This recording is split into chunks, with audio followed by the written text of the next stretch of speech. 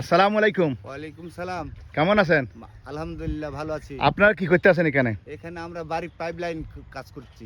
এগুলো কোন ডিপার্টমেন্টের?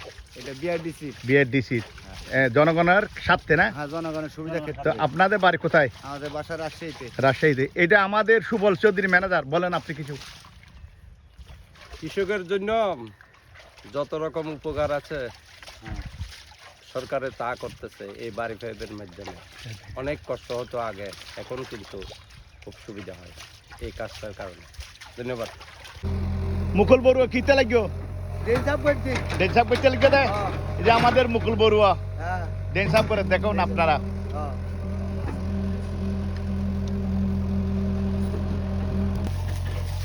কেন দেখা মুকুল বাবু খঞ্চিয়া 10 ইঞ্চি।